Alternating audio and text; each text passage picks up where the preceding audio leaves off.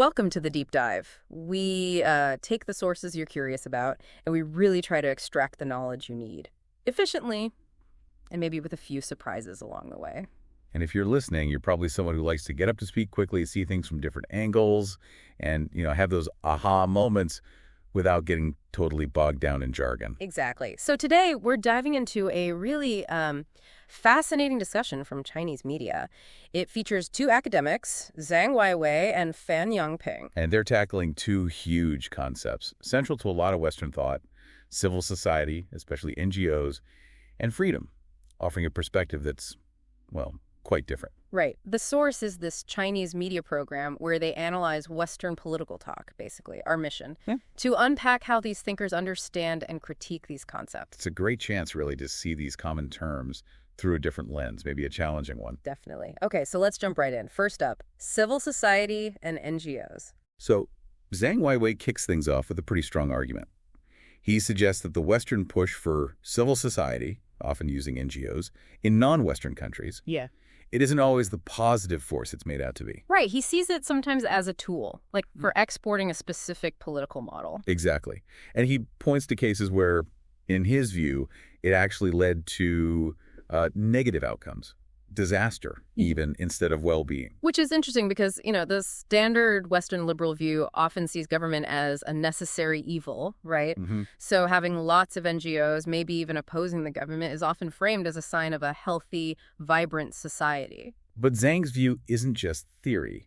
He talks about visiting over 100 countries. Wow. Okay. Yeah, so he's seen various forms of civil society and NGO work up close. And that's made him pretty skeptical about just transplanting that Western model everywhere. He gives some really specific examples, too, like India. Yeah, that was striking. He describes NGOs there sometimes acting as fronts for, black market stuff. Really? Not just doing good work. Well, according to him, they can get deeply involved in slum communities, controlling things like security, utilities. Basically, trading services for votes, working with politicians. So it challenges that purely altruistic image we might have. Definitely. It shows how these groups can get tangled up with local power structures. It really makes you question if the model fits everywhere, Then he mentions Lebanon back in '94. Very active civil society, he says.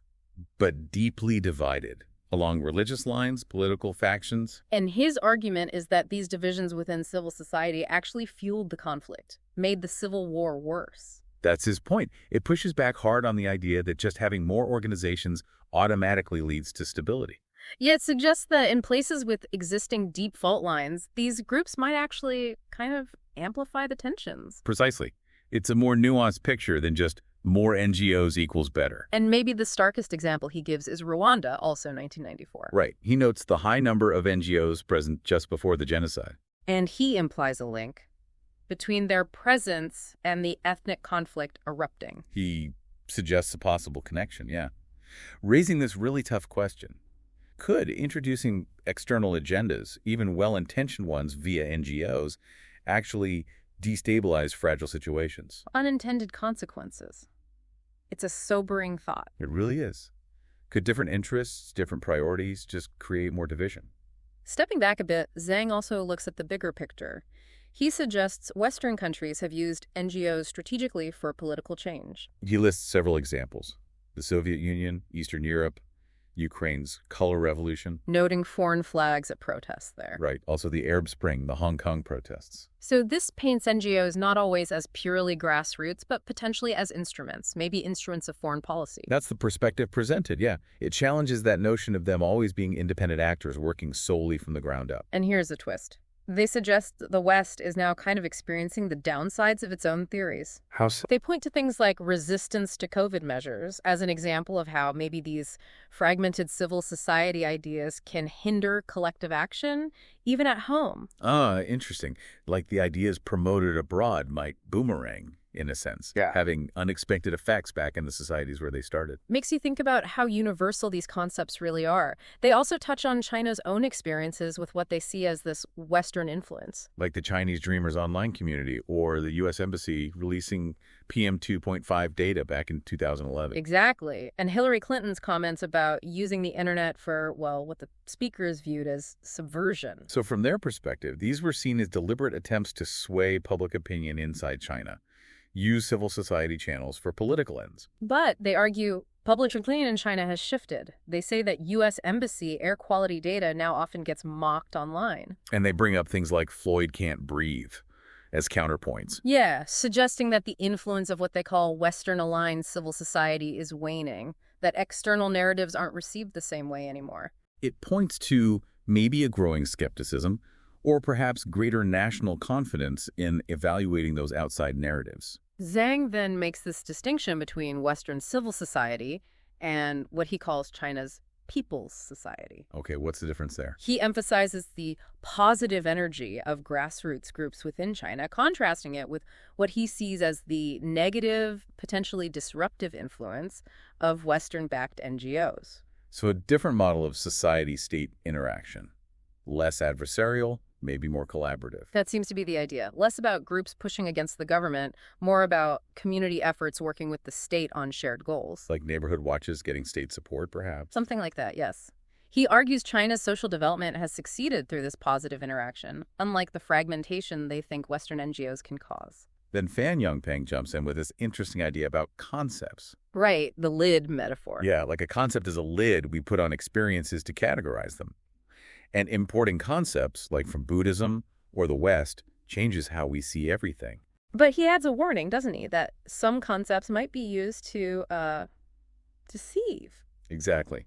Implying you need to be critical, peel back the layers. Like an onion, he says. Yeah, peel the onion to get to the truth underneath, which perfectly sets up their next big topic, freedom. The core Western value. Absolutely.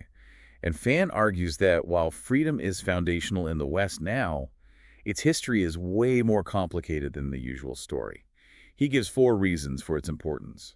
And the first one is kind of counterintuitive. Right. He says it's partly because of the historical lack of freedom in the West. He challenges that whole freedom tradition narrative going back to Greece and Rome. Yeah, he points out, limited individualism back then. The focus was on the polis, the clan, and then centuries of church control, harsh persecution for dissent, even after the Reformation. So it wasn't this smooth, continuous path to liberty. Not according to him. It paints a different picture.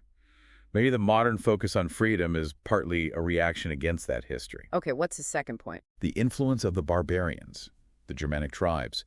He argues their customs fed into common law, preserving a kind of primitive freedom. And he connects that to modern things like resistance to gun control or masks. Seriously. He does. It's definitely provocative, suggesting some current Western freedom ideas might have roots in tribal customs, not just high-minded philosophy. Wow. Okay, third point. The feudal system. Under feudalism, he says, freedom basically meant aristocratic privilege, power for the nobles. Not for everyone. Definitely not.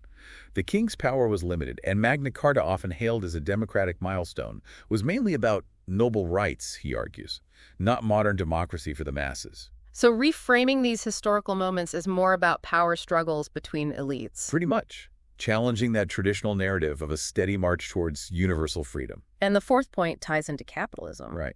He argues that freedom in modern capitalism boils down to private property rights and the free movement of capital. It's fundamentally economic. And the individual in that context, he says, mainly means people with capital. That's his crucial distinction, not the general population. So whose freedom are we really talking about? That's the question he raises. He then traces this history, the alliance between merchants and kings, to build strong states for expansion. Followed by the conflict between capital and the state, as the wealthy class wanted to control the state to serve their market freedom. It's a narrative about power, economics, and how the definition of freedom evolved alongside them. Absolutely, which leads him to critique that common idea of putting public power in a cage. Because, he argues, the really powerful thing left outside the cage is capital itself. He says Western narratives are full of warnings about state power, but pay less attention to oppression driven by the market or wealth concentration. And he blames Western cultural dominance for that imbalance. So the conversation about freedom might be skewed, focusing on one threat while downplaying another. That's the implication.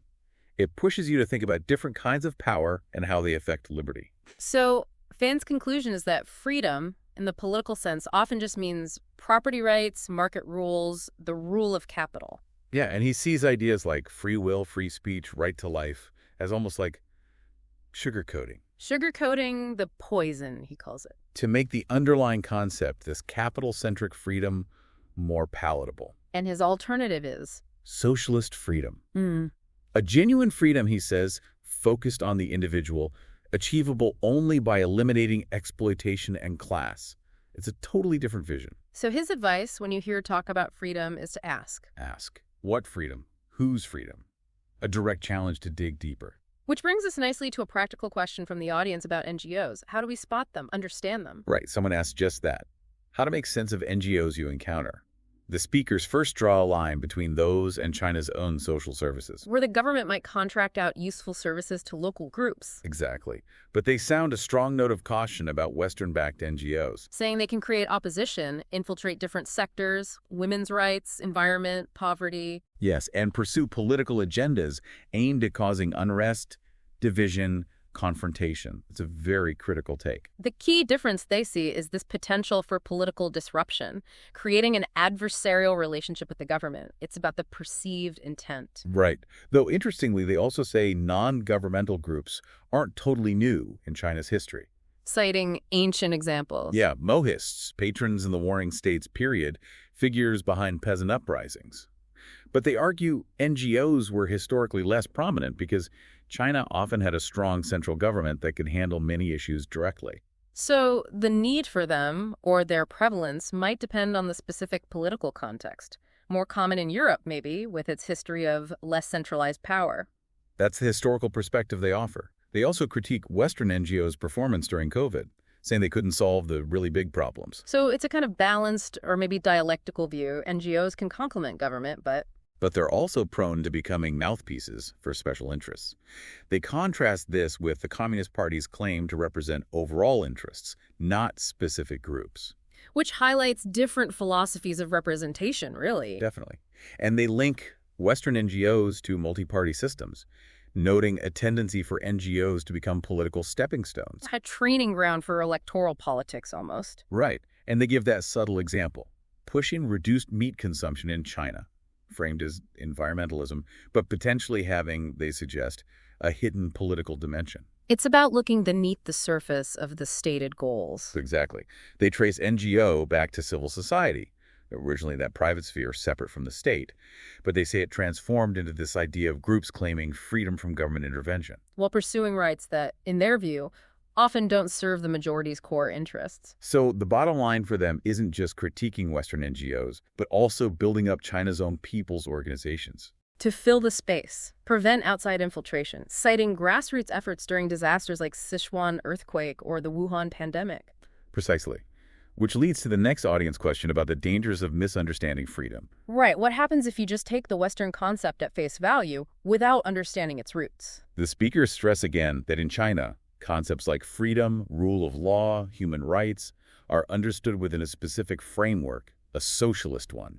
And forgetting that socialist part, they warn, could erode core values, maybe lead back towards that absolute market freedom they criticize. They also acknowledge the West got there first, in a way, having the dominant position to register these concepts globally. So their counter-strategy is? Concretization. Make it concrete. Don't just talk abstractly about democracy. Ask, whose democracy? The U.S. model. Is that even working? Is it capitalist democracy? Same for freedom. What kind? Freedom to buy guns. Exactly. Using concrete examples, they argue, exposes the realities, like U.S. gun violence existing alongside this abstract ideal of freedom. They link the Second Amendment historically to a lack of strong policing in the early U.S. And argue it's now perpetuated by vested interests, despite the cost of public safety. Highlighting a perceived hypocrisy, promoting freedom abroad while struggling with basic safety at home. They contrast U.S. emergency responses, mentioning the Miami condo collapse as slow, legalistic, with what they describe as rapid, selfless mobilization in China, like the nurses in Wuhan. This then feeds into a broader critique of Western systems. Yeah, they bring up Francis Fukuyama again, his book Political Order and Political Decay. And his 3 indicators of a good system: state capacity, rule of law, and accountable government. And they argue the U.S. is failing on accountability, pointing to a lack of officials being held responsible for big failures like COVID deaths or the condo collapse. And contrasting that with officials being punished in Hubei during the pandemic start in China. They suggest Fukuyama's idea of accountability mainly through elections just isn't enough anymore, especially with rapid crises. Western systems seem too slow.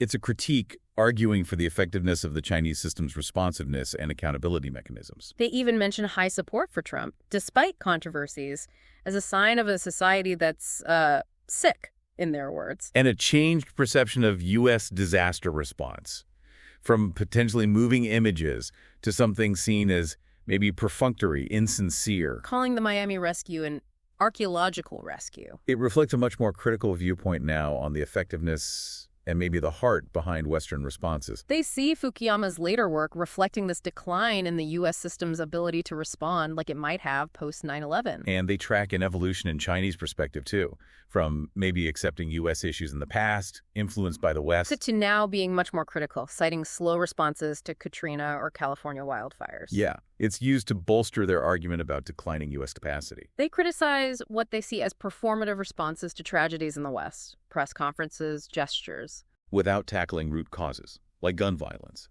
And they argue rule of law can become rigid legalism, hindering effective crisis response. Contrasting it with a Chinese principle of prioritizing human life above regulations, if necessary. It highlights that clash.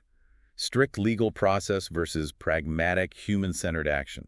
They wrap that part up, suggesting the West's history, lack of freedom, medieval laws created this law is law mindset, even if the laws don't work well now. Leading to situations that seem inexplicable from the outside, but are considered normal within that Western context. Okay, so then we get into more audience Q&A insights. A big question. Why do these Western concepts, NGOs, human rights, democracy, still have so much influence, despite the failures they point out? Good question. The explanation given is that promoting these ideas is basically a huge industry now. With vested interests, foundations, organizations. Exactly. A professionalized operation. Slogans, training, meetings, videos, a well-funded ecosystem. Plus, continued Western media control brainwashing, they call it. They acknowledge counter-arguments, like saying Ukraine's democratization is better than its past. But they stress the role of ongoing Western intellectual work, constantly repackaging these concepts to keep them appealing. Leveraging soft power, cultural hegemony, through media, movies, academic exchanges, influencing elites abroad. Pointing to concentrated media ownership in the West as key to controlling perception. Even entertainment Hollywood, Netflix subtly pushes these ideas. And the fall of the Soviet Union left a vacuum, didn't it? Strengthening the idea that the Western bottle was the only one left. The least bad option, yeah. But they firmly believe China's success offers a genuine alternative now, contributing to, they hope, global liberation and a broader sense of freedom. And they seem optimistic that as understanding grows, more people will see through the narratives. Yeah, there's a sense of confidence there. Then another question shifts focus. What about Generation Z in the U.S.? Politically polarized, often left-leaning. How will that affect U.S.-China relations? More hostility? An interesting observation they make is the apparent sympathy for socialist ideas among many young Americans. They see this as a big shift, maybe a sign of awakening.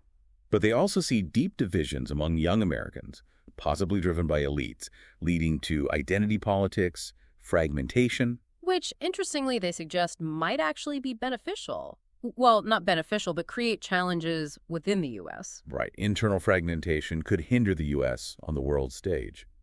They also note the rise of right-wing sentiment, even support for military rule in some polls. It's a complex picture. They use Trump as an example, harming U.S. alliances, disrupting the order, which didn't necessarily help China directly, but changed the game. So their takeaway is that U.S. internal struggles, left or right, can create global openings. The key, for them, is the strength and clarity of China's own youth. That Chinese youth need conviction, wisdom, a clear sense of direction, while the U.S. deals with its own serious problems. They wrap up by acknowledging their program's effort in this deconstruction of Western discourse. And they praise their young audience for becoming more critical, more broad-minded. Believing this understanding strengthens resolve. So, to recap, this deep dive took us through a pretty intense critique of civil society, NGOs, and freedom, all from the perspective presented in that Chinese media discussion. We really hope this exploration gave you, our listener, a different angle, a deeper way to think about these really powerful concepts. And maybe a final thought to leave you with.